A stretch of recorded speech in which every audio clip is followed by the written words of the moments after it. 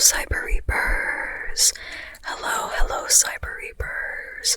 So tonight or today, whenever, wherever you are, I would like to talk about a fun book called Heavenly Tyrant by Xiran Jay Zhao. And it's the second book in a series, so it's a little bit of new ground for me. I've done about, 20 of these book review videos. Wow, already 20 or so. Anyway, but this is actually the first time I'm going to be talking about the second book in a series, so the format for that is probably going to be a little different, but I'll figure it out as I go. Quick little reminder. As of when this video is released, it'll be a few days before my book comes out, so yay, super exciting. I anticipate a mild release, but everybody who's read it so far has very much enjoyed it, so at least those I've heard back from, so including 2 book reviewers, which is awesome. You know, they have their own websites and everything, so yeah, super cool. So if you're interested in learning more about my book, the links will be in the description for that. But otherwise, let's just keep going, right? Because, yeah, this book, wow. Yeah, okay. I anticipate the way that I'm going to talk about this book, you don't have to have read the first one. I will recommend that you do, because I absolutely love Iron Widow, which is the first book of this series, and I absolutely loved this book as well. So I highly recommend you read it just in of itself, just because. But if you want to watch this video, I anticipate if you just want to casually listen, I won't provide any major spoilers. I think, though, there is just a certain amount of, I'm going to generally talk about the vibes of the book, and I think there are some things you can kind of pick up on as being the way the first book ended. But again, I'm not going to go into specific details, just because I try to keep these videos fairly, spoiler-free and just going with what the blurb says, and even the way I'm doing this one is I'm not going to heavily talk about the blurb, because again, that kind of reveals some of the ending for the first book. So this video is just kind of going to be vibes, yeah. And as I'm moving my hands around, you might also notice that I have these, I forget what they're called, I guess just,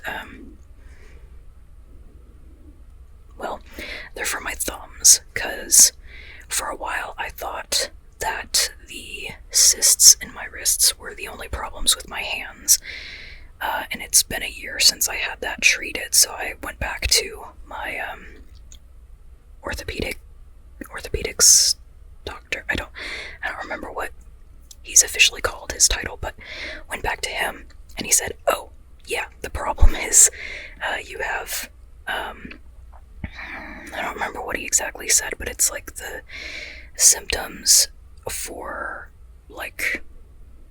arthritis, but, I don't have arthritis yet, it's just I'm getting some warning signs, specifically in my thumbs, so I have to be very careful with my joints, and so that's why last week I didn't have a video up, because I had just gotten treatment for these, and based on the grimaces from my mom and brother when I told them what the treatment was, I'm not going to tell you, but it should be, they feel a lot better now that I'm recording this video, so I'm glad that I waited to talk about this book till now, because I was in pain kind of last week, and I'd rather not be when talking about books I enjoy, As nice as a distraction can be, I feel like some situations I just can't really distract myself from, irritation in my body, so feel a little like there should be some kind of robotic enhancement, like an Iron Man, I don't know, thing that I can power up. Anyway, I feel like that would actually be kind of on theme for this book too. I mean, not exactly, because it's the way that they use Qi is different, or is it Qi? QI is how it's spelled. I still haven't looked that up. I didn't think I'd have to say it. Anyway, though, in this book, so Zetian's our main character, right?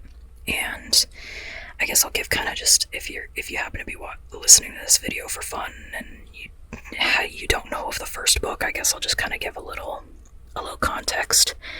So this book is, or this book series, I should say, it's set in the future, and it's a reimagined version of like pre-colonial China.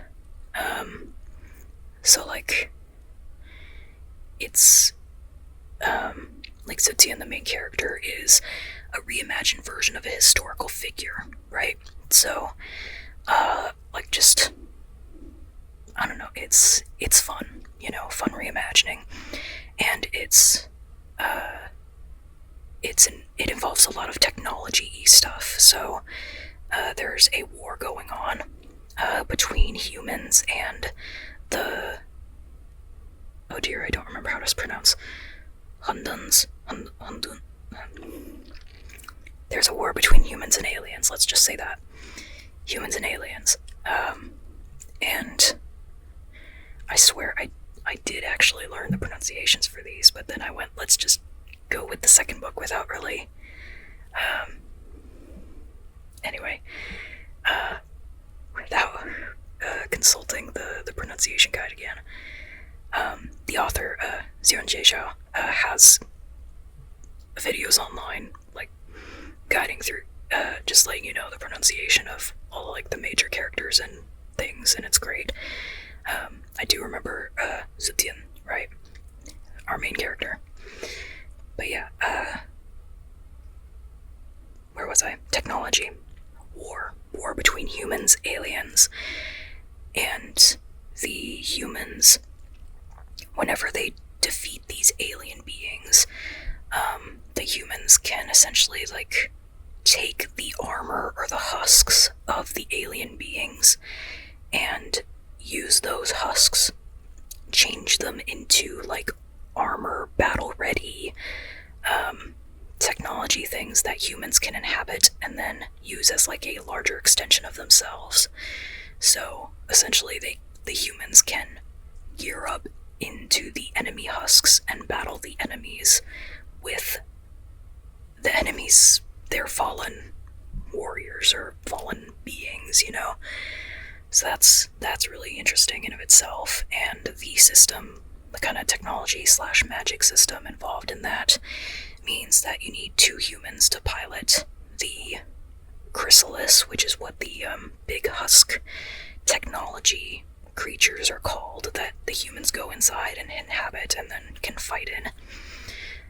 You need 2 humans per chrysalis to be able to power it up and use it.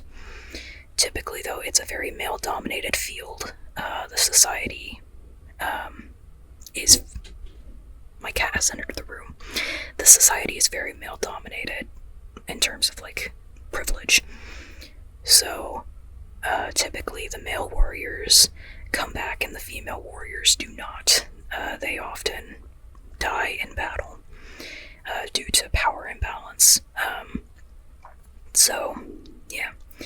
And Zetian goes into the war to avenge her sister, who also went into the war and was killed by one of the male pilots. Pilots are what they call the warriors who go into the chrysalises and fight. So, Zetian goes in to avenge her deceased sister, and turns out Zetian's actually very powerful and is an asset to the army.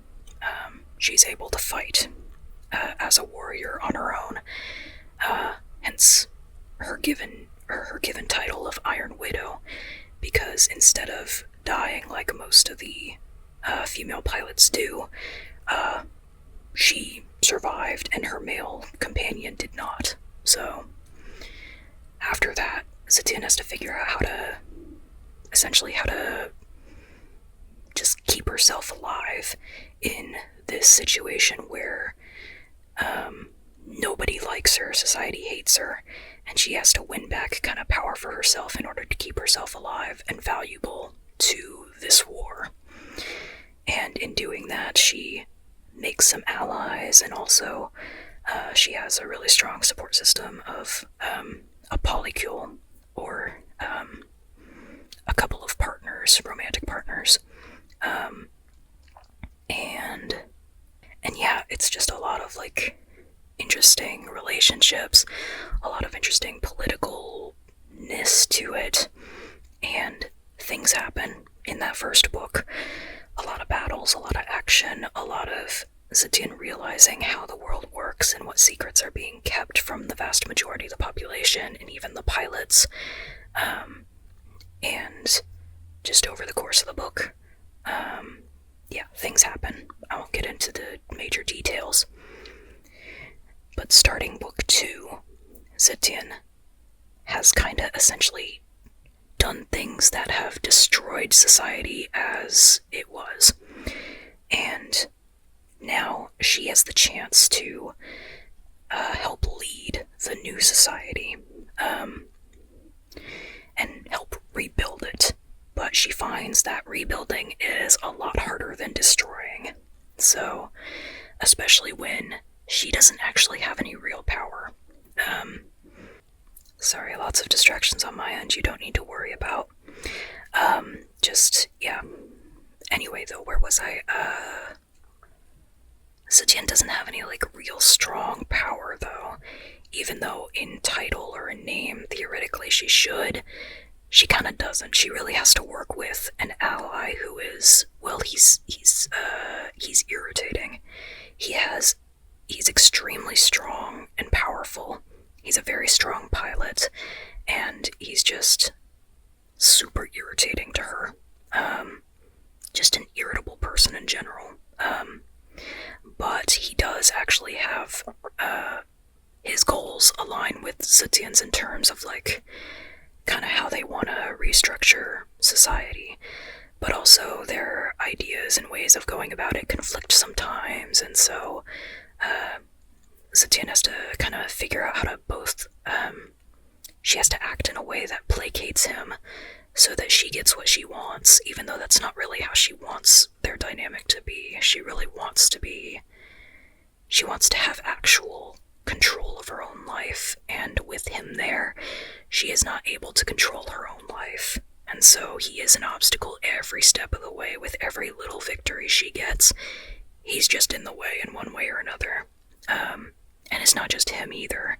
There are so many different obstacles that Zetian has to face to figure out, like, okay, how can she do this little thing that she wants, or how can she do this thing, and just getting more and more change to happen is just difficult for her. But she goes from wanting to personally survive and keep sustaining her life to being part of a greater, to being part of people, of being part of the world, being part of community. And she learns more about what it's like to lead, even though she's kind of a figurehead at some points rather than being someone who really has power. She balances both those roles of being somebody who has a lot of attention on her, and also being somebody who behind the scenes can do certain things that other people can't. So that is very interesting in of itself. And then of course the relationship dynamics are crazy because the ally that Zetian is working with, the one with the real power, like he's powerful, all that, he's very demanding, he's very possessive, he's very controlling. So Zetian has to be very careful about how she behaves around the people she cares about, so that he doesn't use that against her.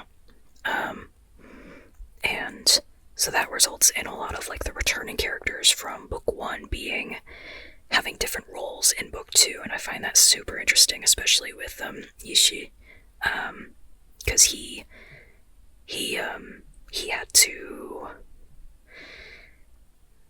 well, he acts very in such a way that's like frustratingly delightful to read, because I'm going, how much of this is an act versus how much of this is his actual thoughts. What is he doing to protect Zetian? What is he doing to protect himself? What is he doing to, how much control did he actually have over his actions? And so lots of layers of how the characters were behaving very much interested me. And I loved seeing more of characters from book 1, especially the women, and also introducing more in book 2, more characters, because their differing ideas on how society should work going forward were really neat. The discussions were really thoughtful and really a really good way of like introducing readers to the different sides of like the laborist movement. More power to the less wealthy or the working class, as opposed to having all the money go to a tiny group of people who barely do anything and exploit everybody else, you know? So I think this book was a really good way of like looking at a bunch of different points on how to restructure society and what actually it might take to get that to happen. So yeah, I think that was a really neat draw for me, that I didn't know going in, of just how much detail it would go into, while still going with the overarching story of Zetian going from surviving to leading, and while still having her goals be very clear in her mind. She remained a very consistent character throughout the book. I loved her rage, I loved her aggression, I loved her, the way that she balanced her emotions with methodical planning, and restraint, and balancing, okay, when do I act? What battles do I fight?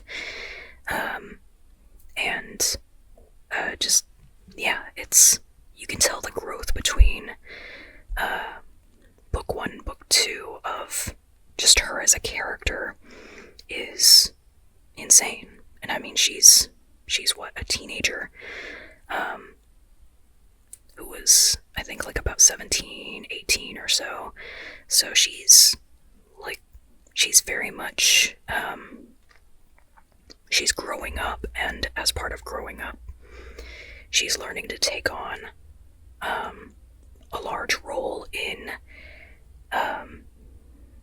restabilizing the world, while also still kind of destabilizing it just a little bit, just tweaking it to be more ideal for the majority of people, you know?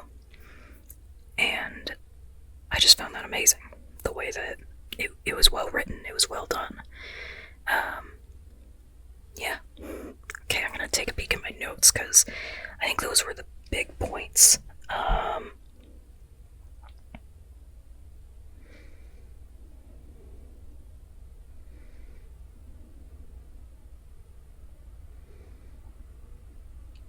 Yeah, okay, so I did kind of cover most of it.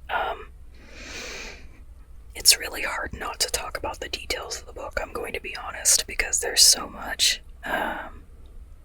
And there were just particularly some great reveals near the end, and the way that the tension just kept getting more and more tense throughout the book. I hated putting the book down, because for the majority of the book I was going, I don't know how this is gonna end. Like, I know of the event that they're leading up to, I could kind of gauge that, but I couldn't gauge how it was going to end. Like, okay, who's gonna survive this? Who's gonna what's going to happen to the power dynamics, what's going to happen to society, what are they going to find out once they get through this, and how are they going to treat each other after this. So just a lot of like, I couldn't predict exactly what was going to happen, but when it did happen, it felt perfect, it felt right. And apparently some people online were surprised by a certain thing that Satine did near the very end of the book, which is kind of odd considering, I mean, Satine had very much clearly throughout the entire book stated her intentions that, like, there was no other way that was going to go down, the ending. So, but I think it's just because of, no, I shouldn't talk about that. I'd be curious to know if it surprised you too. But the ending, very tense, very much, it had me hopeful too. The events leading up to the end, it just, my hope rose, and then it dropped, and then it rose, and then it dropped, based on, like, whatever was happening in the scene. And then just at the the last line, just was, made me happy, it made me happy. So, but even though that made me happy and gave me hope, that last line, there's still just so much ahead that I'm very curious to know how the next book is going to go, because it's set up so much, and I'm curious to see if certain relationships mend and certain other ones that are very much broken, like how that's gonna be going forward. And I'm wondering how the next battle's gonna go, because the battles become more, like, from the first to second book, already became even grander and had a wider scale. Is that how that works? The battles took place, I guess, further out than, like, what Satine was exposed to before. And I can tell based on the events they're setting up, that the next book is going to have even bigger, like, battles, to where I'm going, wow, okay, it's setting up a lot. I am very much curious to see where this goes. I also don't know if this is a trilogy or if this is, like, multiple books beyond this. Regardless, I am here for the ride, because it's it's one of my favorite series now. The first book was one of my favorite books. Now the second one is added to that list. It's just, it's super well written. It's enjoyable. It's cathartic. Just reading about all the, like, female rage. And yeah, let's see, any other things I wanted to make sure to note.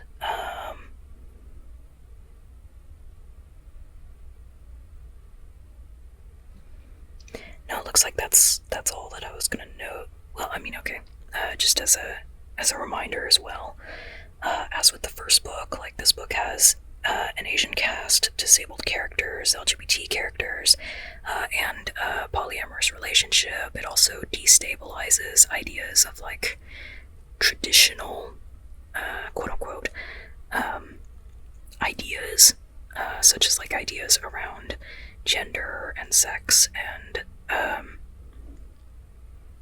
just roles in society. It's very progressive. It's so refreshing. So I feel like I'm gonna keep this video kind of short, because I don't think there's much else I can say without going into details beyond, what I've already said. So I think that's kind of where I'm gonna fade out. All right. So Heavenly Tyrant, the the second book of the Iron Widow series by Xiran Jay Zhao. I highly recommend it. I also recommend following the authors' channels as well, because their YouTube channel is very informative on Chinese history and also like Chinese depictions in modern media. Like if you they have a video on Disney's Mulan, well, both of them, the live action and the animation. They have videos on Avatar: The Last Airbender. They have videos on they did a big collaboration with a lot of people to talk about Raya and the Last Dragon. That's the title, right? Anyway, the Disney movie with Raya, and Southeast Asia inspirations. But yeah, so I think yeah, the author, their channels are super informative and entertaining, and also learning more about the books is always fun. So I recommend you check them out. And yeah, I guess that's all. Okay, I'm gonna go ahead and rest my hands. I recommend you rest as well. Or if you feel like you're up and ready to go, then I hope that whatever you do next is fun and or rewarding, you know? So, alright, thank you for listening.